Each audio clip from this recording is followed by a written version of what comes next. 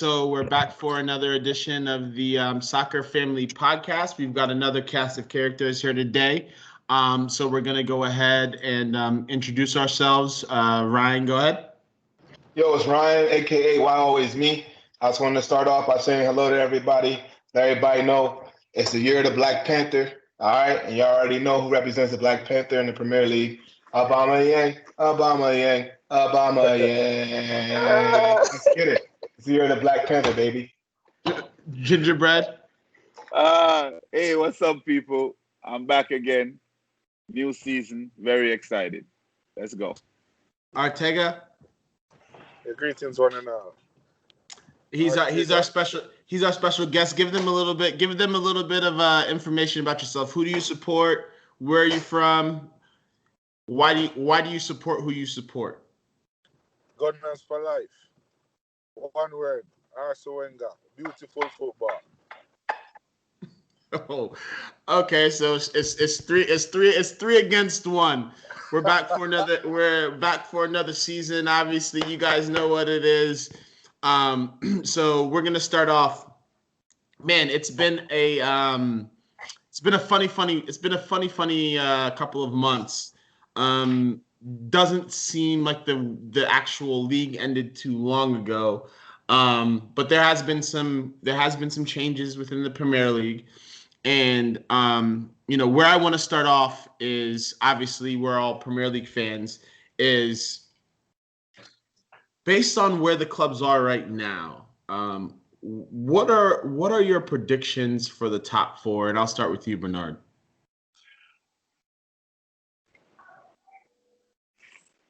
For me, I have Man City winning it. I don't think Liverpool is going to be as consistent and as good as they were last year. So I have Man City winning, and I have Man City really being and Pep being a lot more focused because I think he really needs to redeem himself, especially after that Champions League loss. So I have Man City winning it behind Liverpool, and then it's between Arsenal and Chelsea, right? I want to go. Chelsea has made a lot of big signings, which I like the players that they bought, but rule of thumb is you bought a whole bunch of good players. They're going to need at least a year to settle in the They're going to need at least a year to settle in a new league before you really see the best of them. So I'll still put Chelsea a little bit ahead of Arsenal. So I'll put Chelsea third or Arsenal fourth. Right? That's where I would go with it right there. Because I think even without much signings, I think what Arsenal has done, they have bought 2 center backs. I think Arteta by himself going to make at least I would give him like a 10 to 12 point improvement by himself. Because of better coaching and better structure and just the overall changing around the mentality of the club. So let me pose this question to you, Bernard. So a club like Everton, who has a coach like Carlo Ancelotti, and you see the level of players that they bought are internationally tested. So those guys have played in multiple leagues. They're still making a couple of moves in the transfer window.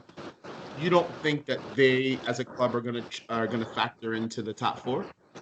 No, Everton they haven't done nothing special.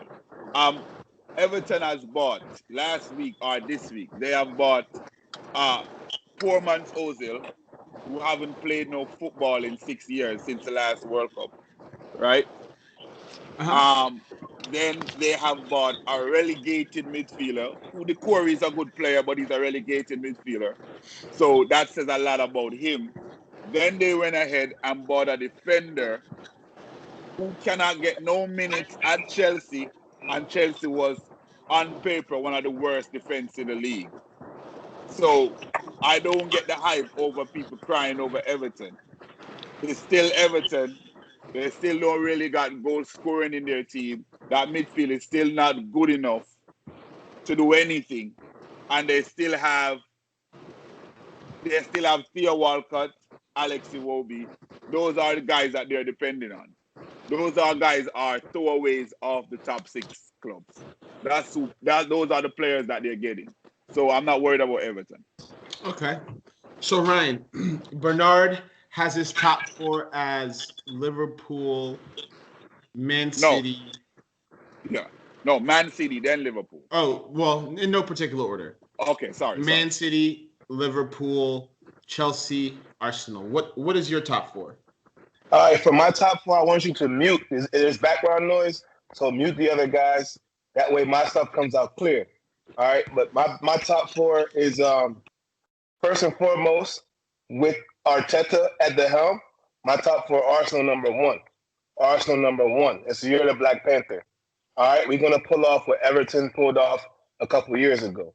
So I'm going Arsenal number one. Not Everton, Leicester City. That's a city. That's a city. Sorry, that's a city.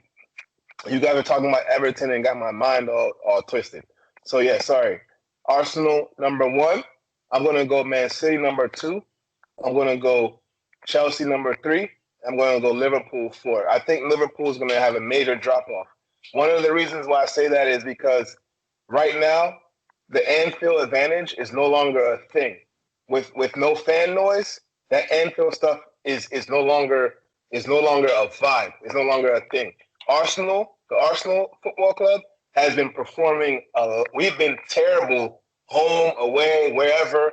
When the fans turn against us, we've been terrible. Right now, with no fans in the stadium, Arsenal can win the league. So as long as there's no fans in the stadium, I'm going Arsenal number one, Man City two. I'm going to go Chelsea three, Liverpool four. That's my top four for the season. It's a bold predicament, but I like the way we ended the season, and I like the way that we're going into the season. So let me pose this question to you, right? So you're saying that Arsenal can win the league. Do you think, with the style that Arteta wants to eventually get to and play, right? You think, well, let me actually rephrase the question. What formation do you think that Arteta is going to play that's going to allow you guys to win the league to get the most out of the players that you guys have signed? I'm going to say 4-3-3. 4-3-3. And you're saying a 4-3-3 with David Luiz or no David Luiz? With David Luiz. With David Luiz. Okay. I'm muted. I muted your mic. You have to unmute yourself. Oh, me? No. Oh, you're talking about Ortega? Yeah. Okay, so you have a question for Ortega. Go ahead. Yeah, Ortega. So right now, these guys essentially have identical top fours, just switched around differently. I would like you, as an Arsenal fan, to analyze both of their top fours and tell me why you think that they're wrong. Well, as all right, I'll address the one that I heard most recent, which is my fellow Gunner. If I am honest, we are not ready to win the league as yet. But as an Arsenal fan, I can understand where he's coming from. He has to support his team, but we need to spend money and spend a lot of money. The coach is going in the right direction.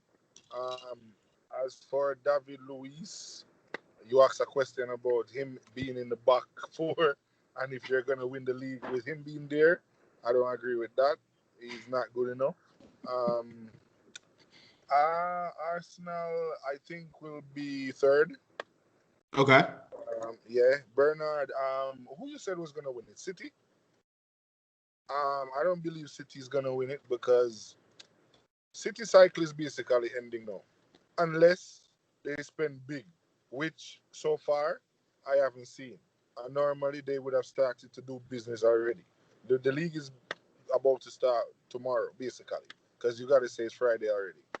So yeah, City is not gonna win. I think Liverpool is gonna continue. City will come second. Arsenal will come third. Between Chelsea and Arsenal is up for third. Chelsea has a lot of new players and they're very talented players. The problem with that now is gelling. It takes a while before you could acclimatize to the Premier League. The Premier League is not Eredivisie or League One. Even big players come to the Premier League and fail, or take at least 6 months to a year before they could get used to the pace of the game and the physicality. Okay, good. All good points. So, who is your top four? My top four in the correct order would be Liverpool 1, City 2, Arsenal 3, Chelsea 4. Okay. So as a Chelsea fan, you guys have all made valid points. I honestly don't think that this is our year. I think this is a year for Chelsea to gain momentum. I think we're gonna see a team in Liverpool who who's gonna struggle, right? Because the problem is when you're at the top of the Premier League, everybody is designing their team to beat you, right? And I think that's one of the things that City will gain. But at the same time, there's a blueprint to beat City. And the way that Pep Guardiola plays, it's not going to change. And because of that factor, I think that there's teams that already know how to play against Pep Guardiola, and there's so much money in the Premier League that teams have already spent that money to essentially neutralize the way that they play. Because if you look back at last season and you see how many games that they lost, it's they struggled. Like in reality, they finished 20. I think it was 18 points off the top of the league. Liverpool, on the other hand, is another team. Like all of their players are in their prime, and they haven't brought anybody in. And my only worry with Klopp is that his highs are highs and his lows are super, super low. If you look at his last year in Dortmund, they spent the first half of the season near in and about the relegation zone before and whereas the year before his team were neck and neck with Bayern, Champions League final, and then the following season they essentially almost got he quit. Like they were near about the relegation zone. So Kevin, who do you think is going to win the league then? So it's not City, it's not Liverpool. Who's going to I win the know league? it's a funny season, and for as much as I don't like to say this, I think there's going to be a surprise in this season, and I think Arsenal hasn't really bought anyone, but Arsenal's problem has never been the talent of their players, right? And I say that because like you guys have always had talented attacking players, and you guys have always been able to score goals, but you guys have never been able to defend. Um, so it's hard for me to make a top four because again, I think there's so many teams in the Premier League that all have inherent flaws. And although Chelsea has tried to cover all of their flaws, I don't think that this is going to be our season where we're going to be consistent.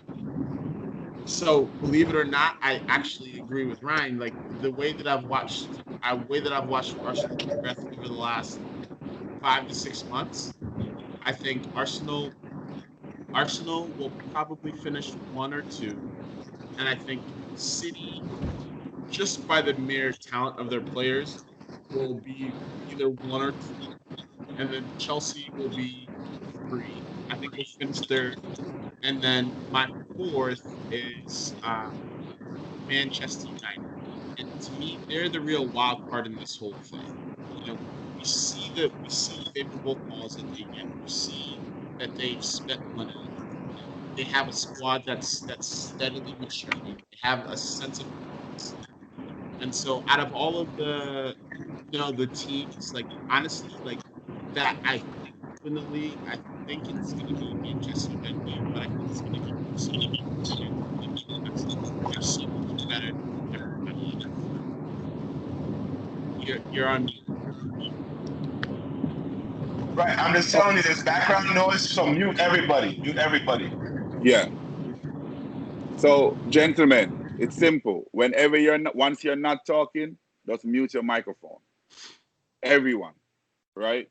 The only Kevin, I have a question for you. Because you said Manchester United, right? Mm-hmm. What has Manchester United done for you to make you think they can win the league? It's not. Again, it's similar to the city of the year that Leicester City won, right? Like teams get figured out, and it's the team who has the least inherent flaws,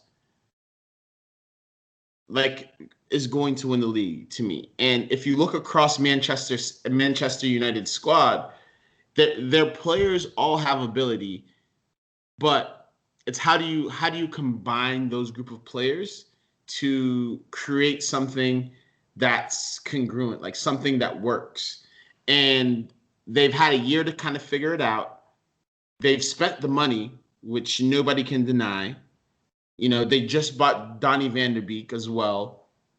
And so it's like Martial is coming into his prime. Rashford is coming into his prime. Pogba is supposedly supposed to be world class. Bruno Fernandes is a top class player. Donny van der Beek, they also bought, I think, is going to make a difference for them. They've got the experience in Matic. Wan-Bissaka is good defensively. They've got Luke Shaw. They've got, like, if you look across their team, none of their players you would probably at this point in time you'd probably rate top class. But I think when you go from 1 to 11, including De Gea, they have the least amount of flaws of any team in the Premier League. Doesn't mean that they're an elite team. I just think when you're going away to teams like Leicester and you're going away to a lot of like West Ham, a lot of these teams that can hurt you, the less flaws you have, the easier it is for you to maintain a level of consistency. So I think what's going to happen is City and Liverpool have set such a high bar, right? But I don't think that they're going to be, either of those teams are going to be able to live up to the bar that they've set for the last 2 years. I think we're going to see the league come back down a notch. And I think the winner is not going to be at 100 points. I think it's going to be somewhere in the high 80s. And I think Manchester United is best equipped to win the league when the number is, 85 to 89 points. I think they're the best team to reach that threshold.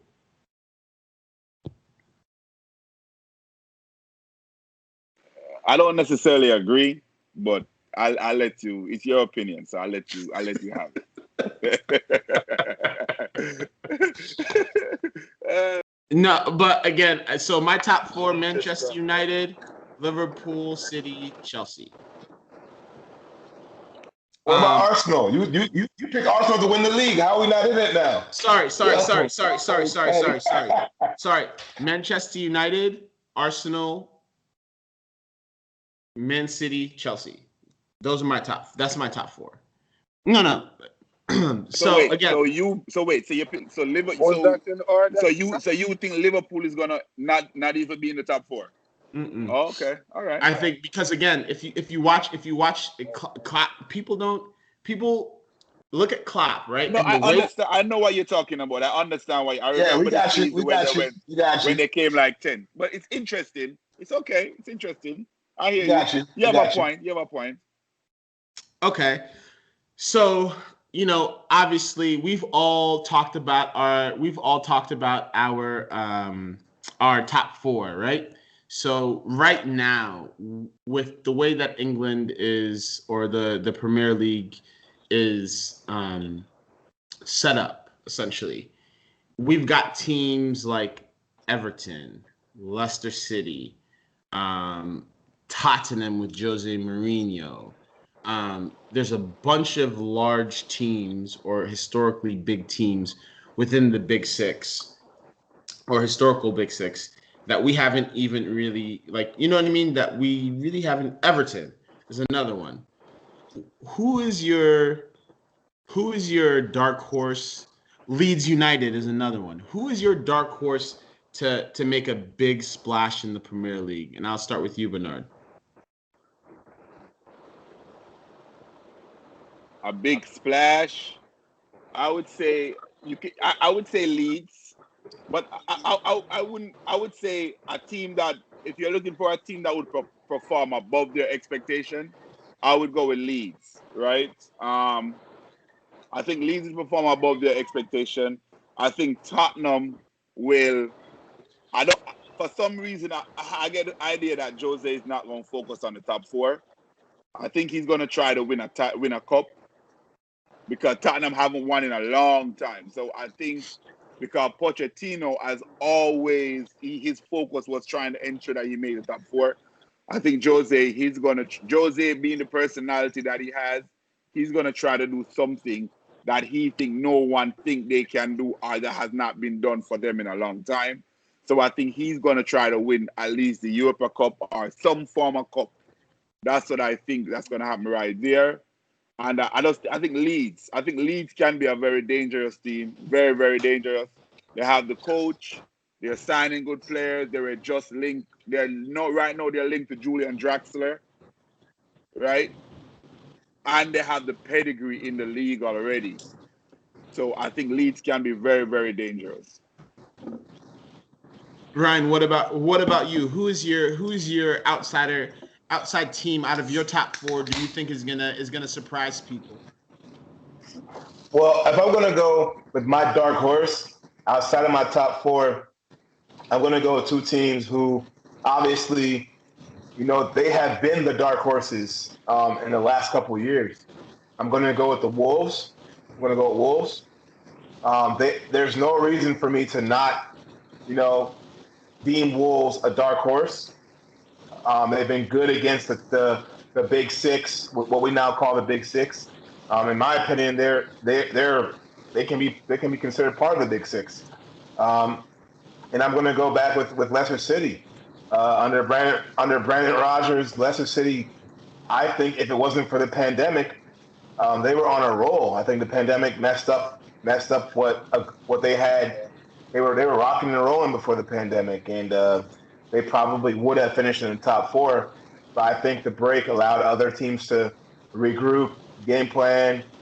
There's no fans in the stadium, and for whatever reason, they had a drop off. But I'm going to stick with the dark horses that we know, which are Liverpool and the Wolves, until they show me something different. But those guys have been consistently dark horses for the past couple of years. Okay. For me, the team that I think is going to make a big splash is Everton. I think if you look across their squad, I know that they've signed some players who are labeled as washed up. But if you look at Ancelotti's history, Ancelotti is essentially the Galactico whisperer. The players that he's traditionally worked good with, he has go back to his time at Real Madrid. Players who are disgruntled or maybe don't fit the system, he has his type of player. And the best, I think, what he does as a manager is get the best out of players who are extremely talented and gets them to buy into a system. So I think Everton is going to be a very interesting team to watch this year, and I think that you know they are one of the teams that everybody should. I think they're going to be a very very difficult team to play against. But I think they're going to be too volatile to make the top four. But I think they're going to surprise some people with some very very very like unpredictable like wins. Like they're gonna beat one of the top clubs like 5 or 6-0, and you'll see. Um,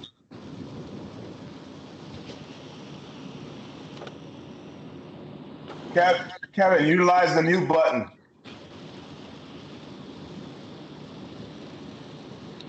can he hear or is he listening?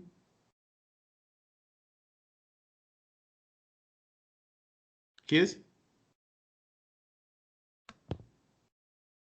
Me? Yes, yes. Oh, um, the dark horse. All right. I agree with my fellow gunner with Wolves, but the thing is, we have seen Wolves already, and I don't think they're investing enough. I've seen they bought maybe one or two new players, but you need more than that to go up in the Premier League. They have a very good coach. But Everton is the dark horse for me as well because of Ancelotti. As you said, Ancelotti is like a mastermind at getting players to do, what he requires. One, because he was a big time player himself, so he has that respect already. So it's easier to get certain type of players, whether problematic or so-called washed-up players, to buy into the system, right? Now, also, he's a tactical genius to me. He can play both offensively and defensively, so that makes him one of the what I would call super coaches. He's very good tactically, so and he's spending money because Everton bought James and who else did they buy? The Who else did they midfielder buy? Alan, right? from Watford. Oh, Dakore. They Yes. bought the and they Yeah. bought Allen. And they think they bought Alan as well. Yeah, from So, Napoli. They did. yeah, I it take up. We seems. can't see your face though. Oh, hold on. Let me see if I can fix the lighting. Maybe I touched something that wasn't supposed to be touched. Hold on, give me 1 second. Because this Zoom thing is not Zoom. It's kind of new to me. Let's Yeah. continue. We work on that. All right. Yeah. So Ancelotti, if all right, it seems to me like he's gonna play a 4-3-3 with the players that he's trying to buy, and I think it would suit them very well because they have players that are forwards, but they are not strikers. They probably have one striker, and he to me is not even a striker, right? But the type of players that he's buying is going to fit into his system, and I think they can surprise us. Okay. So, Can I ask a question? yes. All right. So I see both of you guys said Everton, right? No, Yeah. and you're saying a big part of it is because of the coach. If we have to compare the players at Everton and we have to compare the players at Tottenham, who has the better players? Um. Whoa. Off the head, I'll probably say Tottenham, but don't sleep on Everton players because they are good. Who? Right. Who is good? Tottenham You want had to know who is good in Everton? Yeah, I'm just saying, like, if you're comparing They Everton and Tottenham, who has better players? Even Kevin, you can answer this too. Who has better players? Portuguese boy. The problem that I have Right with now, Tottenham. Go ahead. I'd say Tottenham. I say Everton right now is investing more in their squad.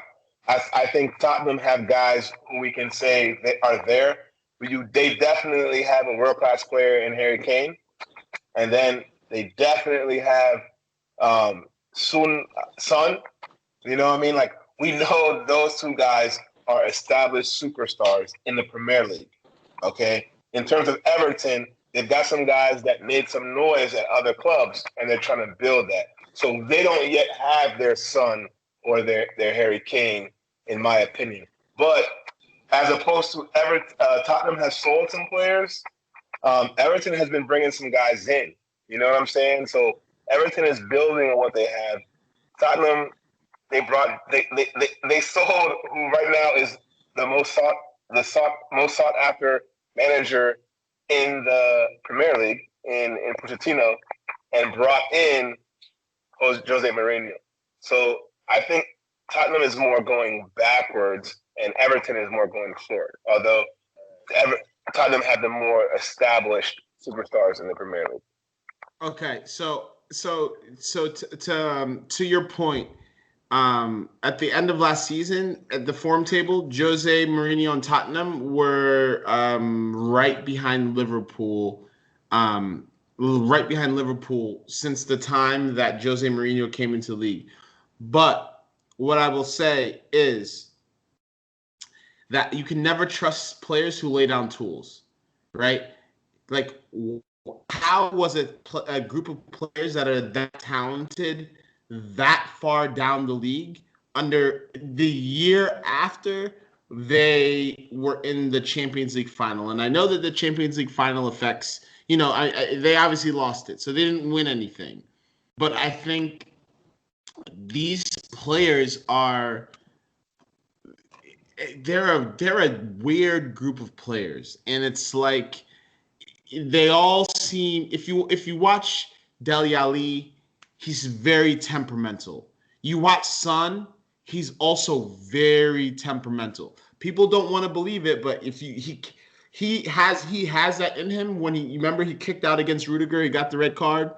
He does stuff like that more. He got a red card 2 or 3 games earlier. So it's like, if those are your superstars and those guys blow hot and cold, and Harry Kane obviously has had fitness problems consistently over the last couple of years, they just don't. To me, it's like, as much as Jose Mourinho can do, I don't necessarily know if you can rely on guys like Son and guys like Harry Kane and guys like Dele Alli to be the core of your squad.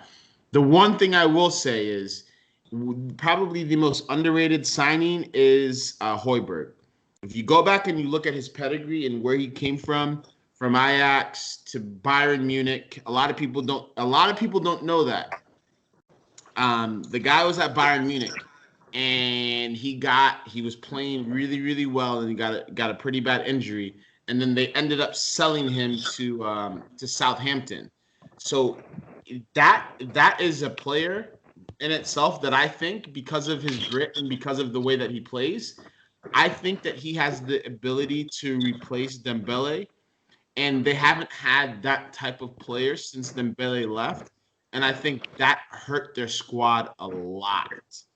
And so for them, I think they've done some stuff, but I don't think that they can be trusted, because when you see your stars that are so volatile, it's like, it's a mismatch. It's a mishmash.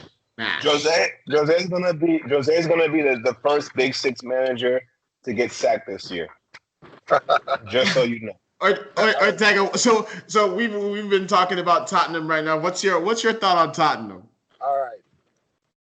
The key to Tottenham, you see where you went in and talk about Dembele. Mm-hmm. I agree with you 100% on that. Since he left, they haven't really filled that void. Even before Dembele, since Modric actually, because Dembele, they played the same position in a sense, but they're kind of different type of players. Mm-hmm. Modric is more of a pass and move, while Dembele is more a dribbler. He'll take on the people and bring the ball, or what they would call a ball carrier, right? But the function is pretty much the same, to transition the team from defense to offense, right? Mm-hmm. No, they bought a guy called Ndombele last year. He was going to be the key, but for some reason, him and the special one, they can't get along, right?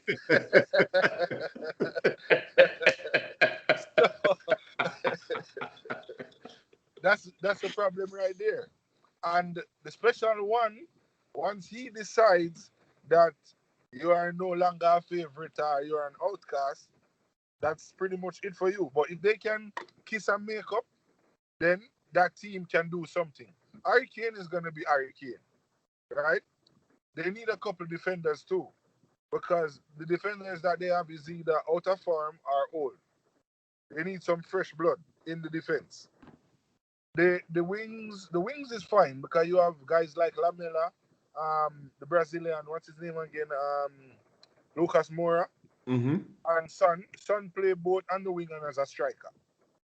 They need a backup for Kane because we see last year that when Kane went down and Son became the striker, he wasn't as prolific, and also he also had an injury, I think. And then there was nobody to really play up front. No injuries. He missed. Well, he had a minor injury, but the guy missed. The guy got 2 straight reds. That's 6 games off the bat. Yeah, you can't rely on Lucas Moura to play centre forward in the Premier League. It's not going to happen, especially when it's a Mourinho coach team, because the ball is not going to be on the floor and playing tiki taka. They're going to try to play route one stuff or counter attack. So you need somebody that's big and strong, or fast and big. A small guy is not going to work there. So they need a backup centre forward. They need an orchestrator or a midfield general. And they miss Ericsson too. I don't know why they allowed him to leave. I guess he had made up his mind that he wanted to go. But that is Tottenham. So Ortega, you don't rate Højbjerg? I don't know the guy. Okay. He's what? He's a central midfielder. Yeah. He's a Dembele mold type midfielder. Oh, okay. I've never seen him. Where do they play him? In the cup games? No, they just signed him from Southampton. Oh, okay. But I didn't see him before. Okay. I'll pay attention to him now. The guy called Harry Winks. He's not bad, but in a 2-man midfield, I don't think he's going to work because he's going to need cover. He's not physical enough, and he's young. He's about what, 2021? I think he's like 23 or 24 now. Yeah, he's inexperienced and he's not physical enough. So you're gonna need somebody there to mop up and do the dirty work. Okay, fair enough. Which they let go that big guy. What's his name? What's his name? The Wanyama. Oh, Wanyama's washed. Mistake. They should have never let go that guy. He's washed.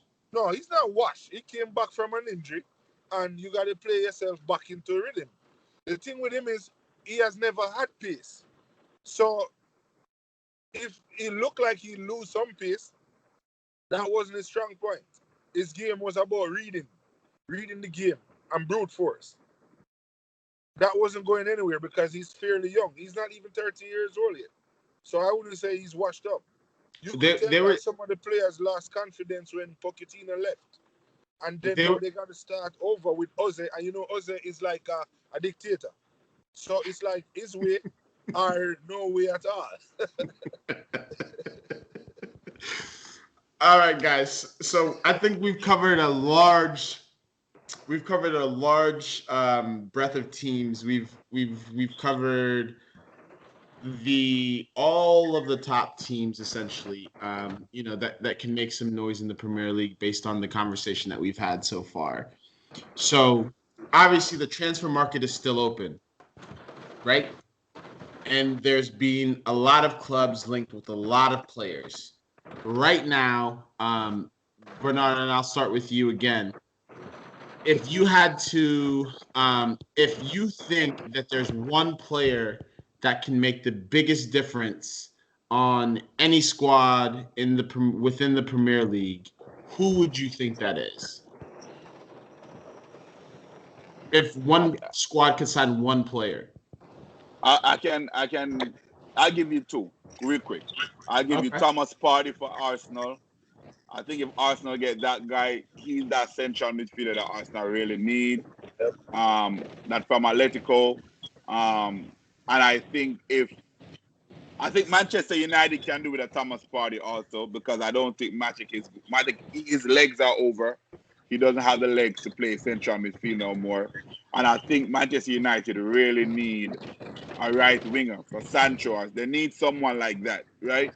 The Van der Beek that they signed, he's okay. He made the squad better, but he doesn't improve the first team. I don't think they can depend on Greenwood to be their starting right winger. I think that's too much for a young kid for them to depend on. That's who I think. Ryan, what about you?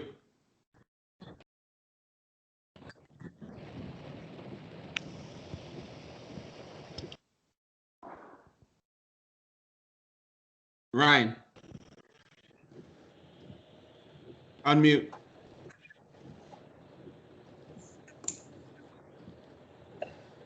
Repeat. All right, can you hear me? Yeah, go ahead.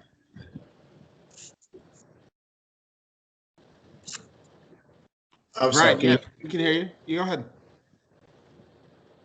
Oh, he got disconnected. I'll say, or Ortega. Oh, Yeah. What go was the ahead. question again?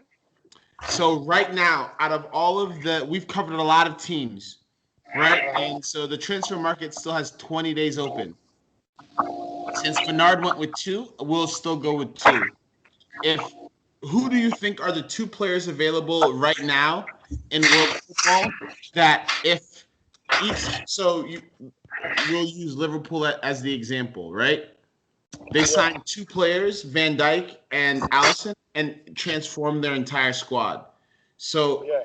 if there's 2 players on the market available, who do you think, if we're signed, would change the dynamic of the entire top 6?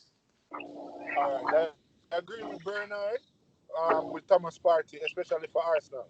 As far as Manu goes, they don't really need Partey, but he would improve their squad. Why I say they don't need Partey? Matic is still there. He's not that old. He's about 31. And they have the young kid, Martinime. I know Bernard don't believe he's good enough, but the guy is a baller. He just needs more experience. Um, as for Partey and Arsenal, that would be it. If Partey come to Arsenal, then they actually can challenge the big 2. I honestly believe that with this type of coaching that we are receiving now. Another player that would improve a team. Let me see. Exponentially. Who would they would take them either from like 5 or 6 into definitely the top 4, or from top 4 to champions? All right, you know the same James Rodriguez. Again, Bernard say he's washed up. James is not washed up. James is what, 28 years old, and Who said I'm actually, yeah, I actually think James is better than Ozil. Honestly, as much as I love Ozil, if you compare James to Ozil right now, James is more consistent. Ozil have one good game every 6 or 7 games. James is more like 1 in 3. Which isn't the James that we knew. Wait. James had one good World Cup 6 years ago. No, Bernard, that's not true. 6 years He ago. played some ball in Real Madrid. No. That's not true. Then why is he And not he did playing? something in Bayern Munich. Then why didn't Bayern buy him? Come on, James play ball, man. It's just that, you see, when you expect so much and the money, the price that they put on his head, right? That's what makes you think these guys aren't as good. But James could change Everton. I really believe so. James and Thomas Partey. Okay, Ryan, what about you? I'm gonna go. If we're talking football, man, it's the game to me. It's all about goals. You can't when Arsenal sold Van Persie to United, that United team wasn't very good, right? But we gave them a guy who's going to score 30 goals a season. So for me, the number one target for all the Premier League clubs that are trying to win the league right now, or any club trying to win a league right now, should be Erling Haaland from Dortmund. He's young. We know Dortmund sell players. So if we're going to talk about a guy who may potentially come available and who could change life for any club out there, I'm going to go with that kid right there. We see him score goals for his club and country. We've seen him score goals for Dortmund. He hasn't been at Dortmund for very long. I'm going to go with him. I know. As an Arsenal fan, we have Aubameyang, but you can't have too many goals in the club. When United signed Van Persie, they had Rooney there. Rooney had to take a backseat to that guy for a season, and that's the last Premier League title we saw them win. And I'm going to stick with goal scorers again. I really like the striker from Wolves, the kid from Mexico. Jimenez. I'm going to stick with another striker. Wolves so far hasn't really been a selling club, but nobody has tested them. Nobody has gone after their players. But for me, I don't know why for example, Liverpool hasn't gone after Jimenez to try to get a replacement for Firmino because Firmino's coming at the end of his. For me, that would be who they need to replace first out of their front three, and Jimenez would be the perfect replacement. But I would take Jimenez. I've never heard that shout. That's a very good shout.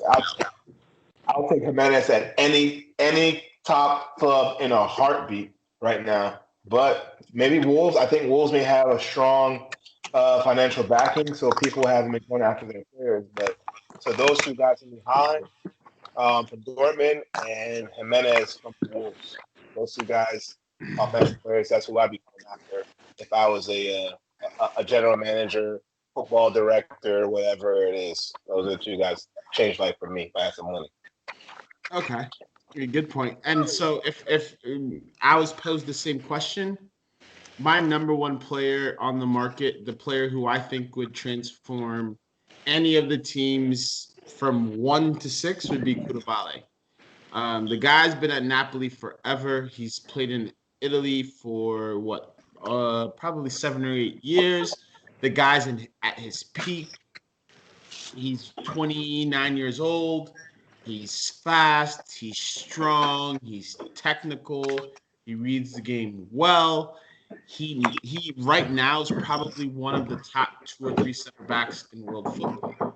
And the only issue with that is that with Koulibaly you're dealing with Napoli, and when you're dealing with their owner and their and the way that they operate, it's never going to be an easy deal to make. But I think out of all of the players in the Premier League, in the world, like right now, like that are available, he's probably the highest or the best player that is on the market.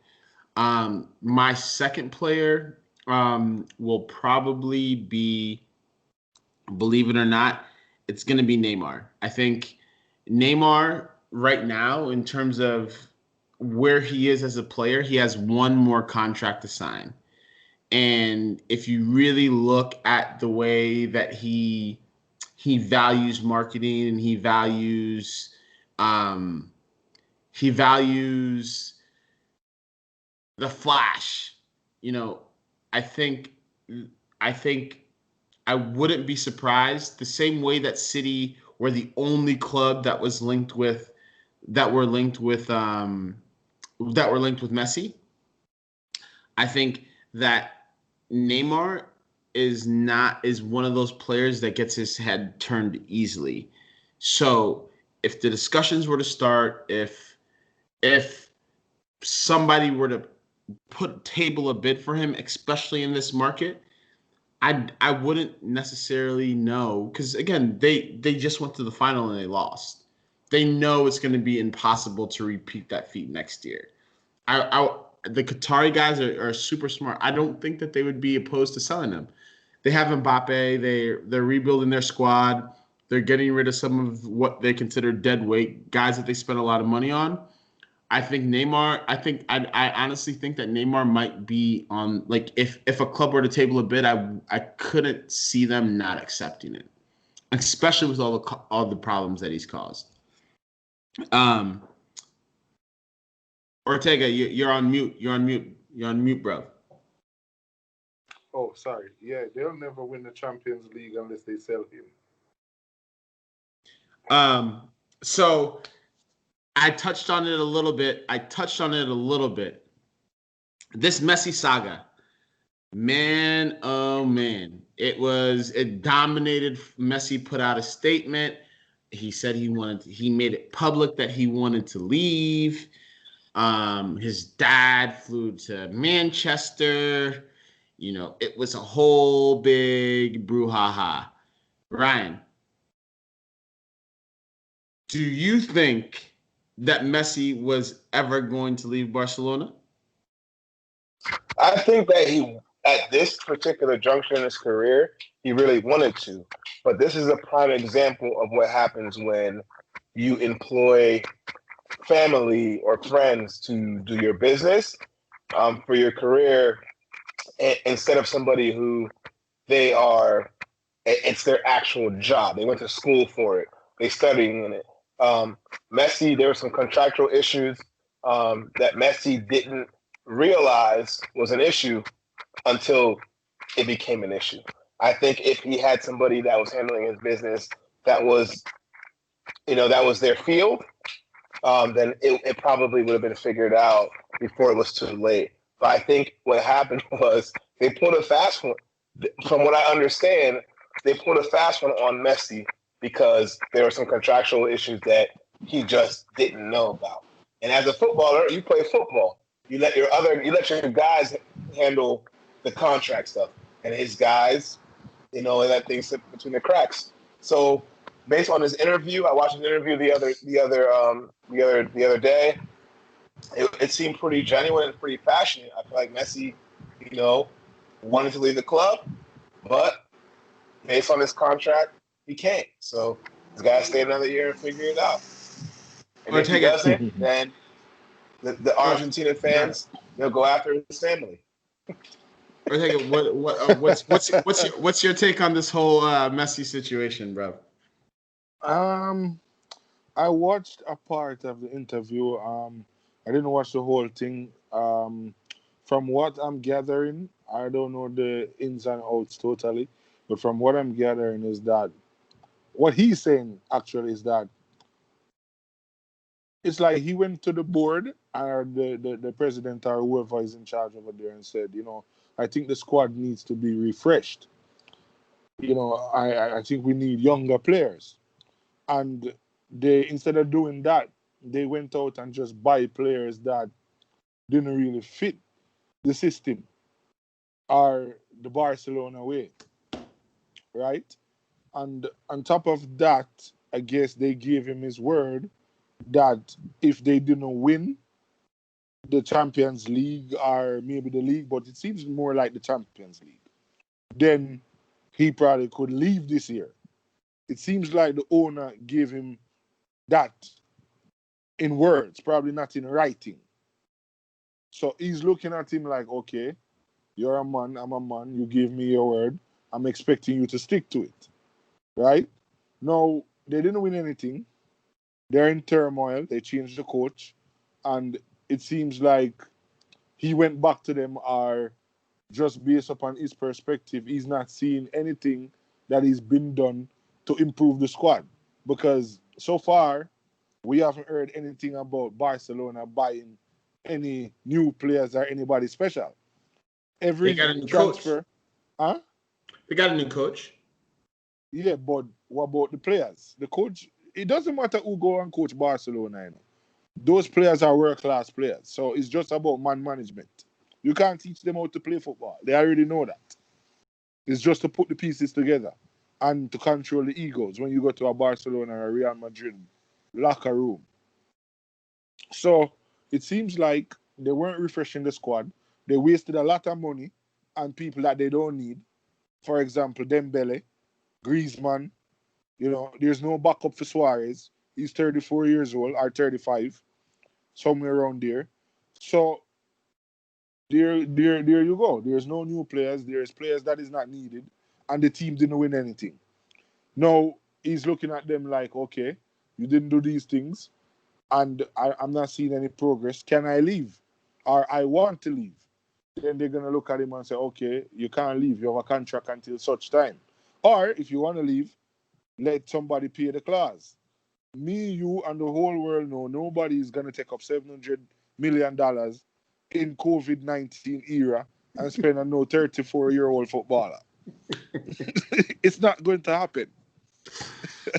Right? So he was stuck between a rock and a hard place. No, I overheard him saying, I cannot and I will not take Barcelona to court because it seemed like that was the only alternative that he had left because they were adamant that you're not leaving, and he had seemingly made up his mind like, yo, I'm gonna go because you didn't keep your word. So it boiled down now to maybe he look at things in retrospect and be like, yo, I came here when I was 12 years old or 13 years old. They paid for my operation. Because he even said it, Barcelona gave me everything. So as a human being, he probably look into himself and put the human part before the business or the sporting part, and said to him, because his father had came in from what I was reading for some personal talks, because it seems like the father, as my other brethren said, was running the affairs, and it seems like the president and the father had some prior agreement or whatever they had in words or whatever, and he just looked at it like, you know what, it's only 1 year, I'm Messi, I already did it, I'll give them another year, and that was it. He just looked at it like I wasn't going to take them to court because they did too much for me. It would be like a betrayal. That's what I got from it. Okay. Yeah. Ginger, what is your take on this whole situation? Well, to add on to what Ortega said, I think he sort of explained it really well. Or as I think and what Messi said, because this is based on the interview, he said basically he didn't want to take them to court.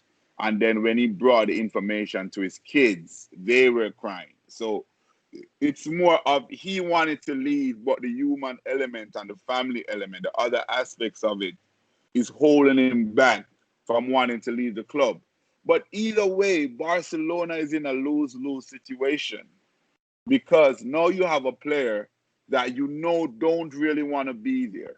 So you're hoping that player is going to give you 100%. That's the first thing. So you're not sure if that player is going to be as motivated and as focused as how he normally is. And especially for a club like Barcelona, that everything depends on Messi. That's one. And then two, he has 1 year left on his contract. Next year, he can leave for free. Right? Because that's where the issue comes in. He wanted to leave, but they wanted. It's the greatest player of all time. You don't sell that guy. You cannot sell him.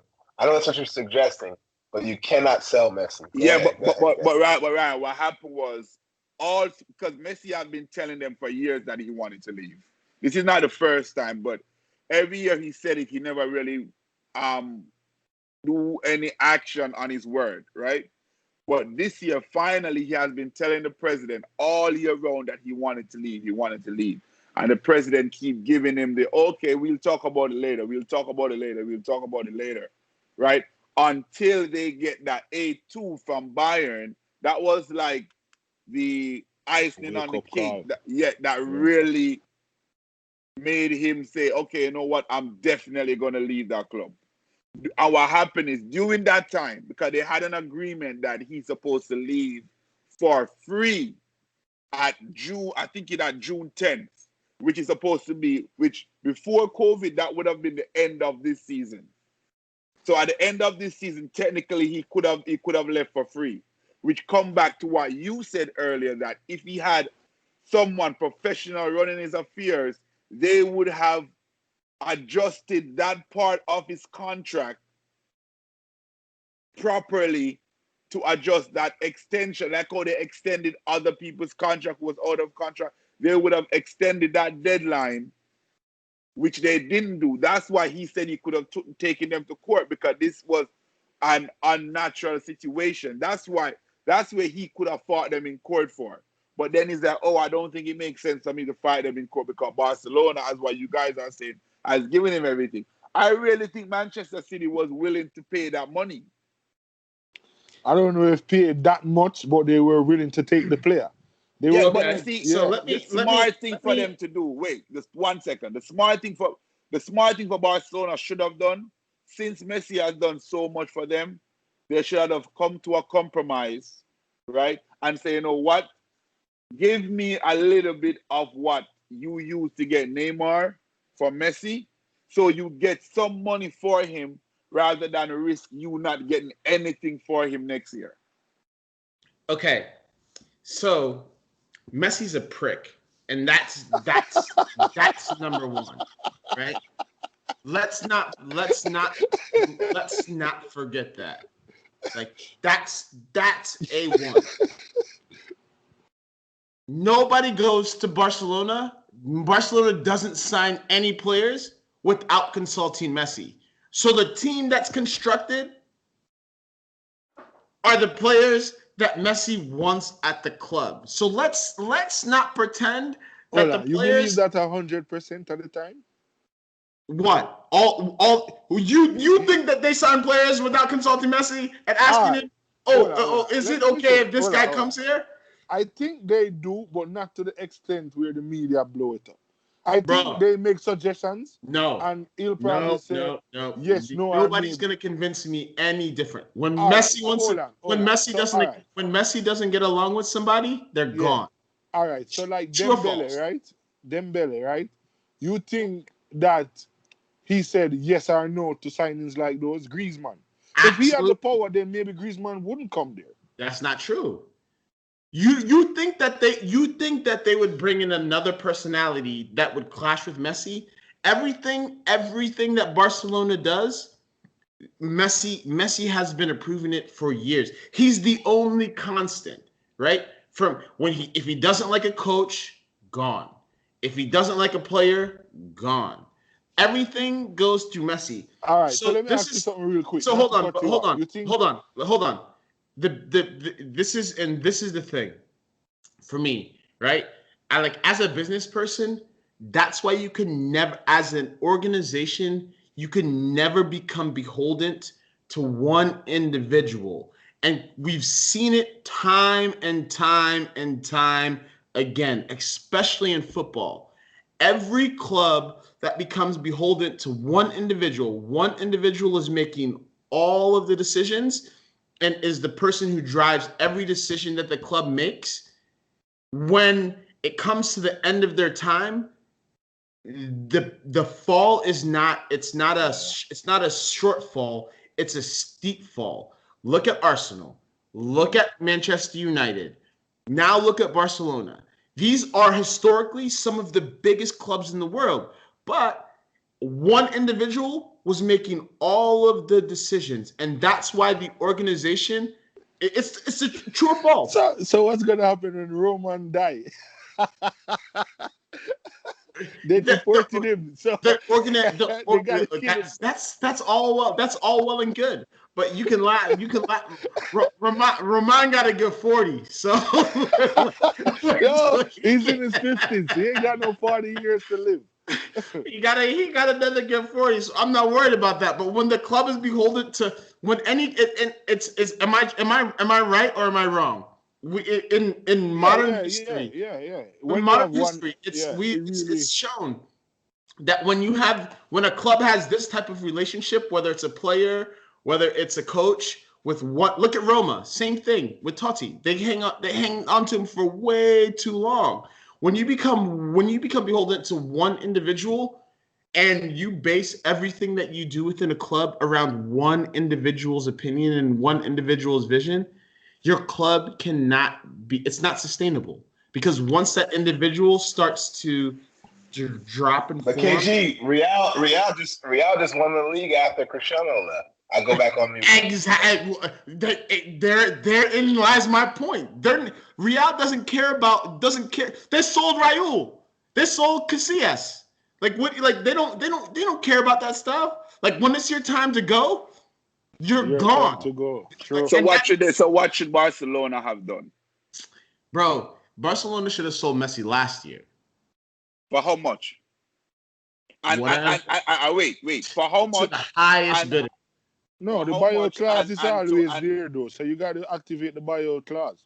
I don't remember exactly what that was. You're never going to get 700 million. Yeah. So you sell them to the highest bidder. Like that's what you do. But Kevin, what president would want that to be on his time period at the club, to be like, you know what? I am the president, or I am the coach that agreed on selling Messi. They said the same thing. That's the issue. They said the same thing when they sold Cristiano to Juve for 100 million, right? Now look, who's better off? But KG, the bottom line is Cristiano isn't Messi. So I know we can argue that all day. Didn't they give Messi, Andres Iniesta, and Xavi Hernandez lifetime contracts at these clubs? No. Messi didn't get one? Where? At Barca? Yeah. No, because obviously he didn't, because his contract's up next year. Well, I know Iniesta got one. And Iniesta's in Japan, bro. Yeah, he left. But what I'm saying is he had the choice and he wasn't going to be sold. But, well, then Like I he said, Messi's a prick. he retired. Like And you then, guys, like I think that's the part that you guys aren't. Hold on. Let me ask you a question. Did Barca receive a fee for Iniesta from the Japanese club? No. No. So that means Iniesta retired and then he went over there. So it was supposed to be the same for Messi. He wasn't supposed to be sold. He had that to retire. A lifetime contract, they call it. Like I said, recent history has shown us that when your club becomes beholden to one individual. Oh, yeah. There is no player that should be bigger than the club. And right now, Messi, and right now, that therein lies a problem. Messi is bigger than Barcelona. So when he leaves, they're gonna regress. And that's a fact. It's possible because it happened time and time again. But if they get their thing right, they have a lot of, you see, Barca have a lot of young players that is very, very good, you know.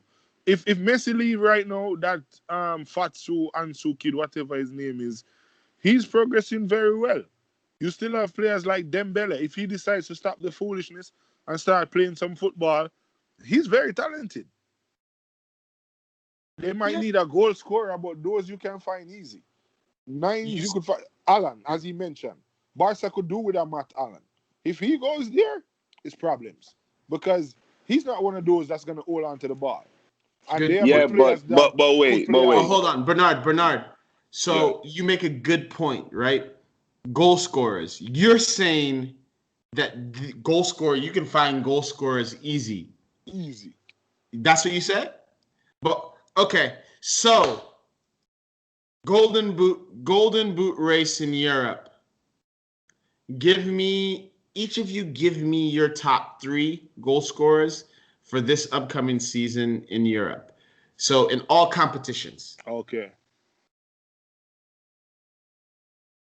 Ortega, go. Me first, Messi, Lewandowski, and Alan. Ginger. I would go with Robert Lewandowski because that's too easy for him in Germany. That's a given. It's too easy. It is too easy. I think Aubameyang will get it in England because he's gonna be motivated. No, across all competitions. Yeah, I know, but I think Aubameyang is gonna be in there.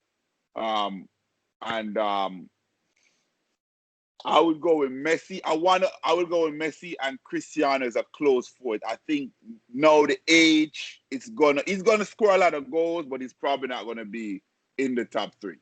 So it's Robert Lewandowski, Aubameyang, Messi. Right. I'm gonna go no fans football. Definitely Aubameyang. Aubameyang with no fans. You saw what he did to Chelsea in the FA Cup. Nice little chip, no fans. With fans, I don't think he's doing that. But Aubameyang with no fans. Allen, young guy, no fans, no pressure. And then I'm going to go, you have to go Messi. Easy Messi. Messi's not even human. So where Messi is with Aubameyang. Yeah. I'm putting Aubameyang inside there for sure. With no fans, with no Arsenal fan TV guys in the stadium, Aubameyang is going to kill. All right, I agree that Aubameyang is going to get England, but if you look around the rest of the top leagues, like for example, Holland, Germany, he's going to score probably because he's just a natural finisher. He's going to probably score more goals than Aubameyang in total as he had asked. But in England, it's definitely going to be Aubameyang for me. But if you go to the French league as well, there's going to be a guy like Icardi. That's he's going to score lots of goals as long as he's playing. So then that's why I didn't mention Aubameyang. But the problem with Icardi is that because PSG is even though they lost the first game, but because PSG is going to be so dominant, it's the same thing with Liverpool. Because those guys are Man City, because those teams are so dominant, the goals are going to be spread out across a number of players. But you could also look at it like they're going to score 4 or 5 goals a game, and Icardi's going to get a double or a hat-trick every game. Well, okay. You So see? I think it's going to be Mbappe, Haaland, and Cristiano. Oh, Cristiano, Those we have a are lot of those are hopes. those are my top 3 goal scorers in Europe.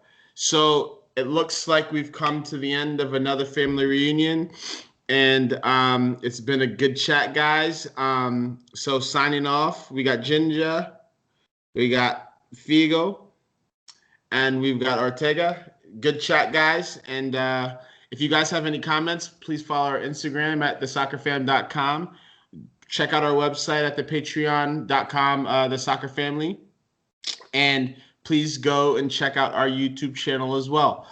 I look forward to seeing you guys at the next family reunion. Have a good night. Thanks a lot.